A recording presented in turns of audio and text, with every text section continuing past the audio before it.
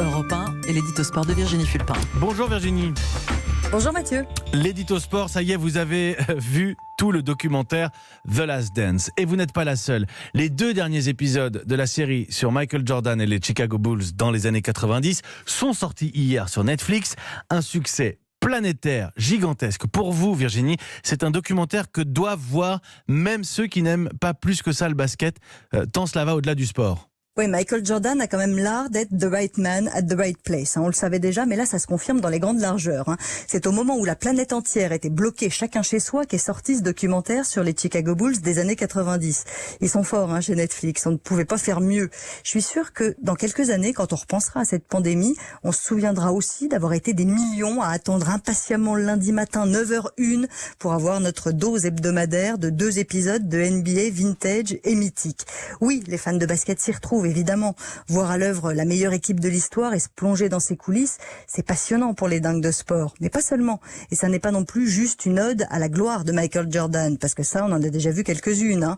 Bien sûr qu'on le voit survoler les paniers et qu'aujourd'hui encore ça coupe le souffle. Bien sûr qu'on redécouvre son mental hors norme, sa soif de vaincre et son talent inégalé. Mais on le voit aussi se comporter comme un tyran, pas forcément éclairé dans les vestiaires, en traitant ses coéquipiers comme des sous-fifres qui n'atteindront jamais sa grandeur. Et ça, c'est intéressant, de voir le plus grand champion de l'histoire aussi comme un homme pas toujours fréquentable, accro au jeu d'argent et rancunier au possible. Un homme, quoi. Et une histoire américaine au-delà du sport. Oui, Virginie, une histoire américaine qui touche tous les domaines.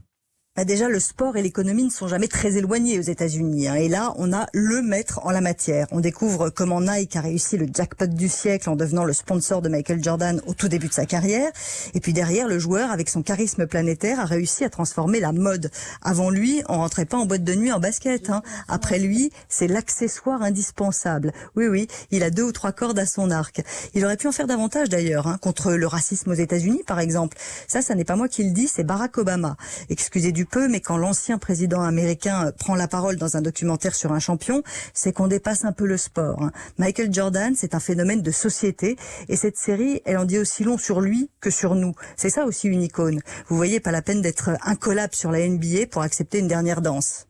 Merci Virginie Fulpin, regardez-le. Sincèrement, comme le disait Virginie, pas besoin d'être fan de basket. Sans être fan de basket moi-même, j'ai adoré The Last Dance. C'est absolument formidable. Et alors j'apprenais dans l'hystérie collective autour de cette série qui vous donne peut-être un petit peu envie de faire du shopping, qu'après la diffusion de cette série, une paire de baskets de Michael Jordan s'est vendue à plus d'1 demi-million de dollars. C'était dans le meilleur et le pire des réseaux sociaux à 6h25, votre nouvelle rubrique avec Paul Lassène sur Europe 1. Barack Obama, Bill Clinton aussi est dans cette série de documentaires. Regardez-la, ça vaut vraiment le coup. C'était l'édito sport de Virginie Fulpin. Tous les matins sur Europe 1, vous écoutez, vous partagez sur le hashtag Radio Ouverte. Il est 7h25. Europe 1.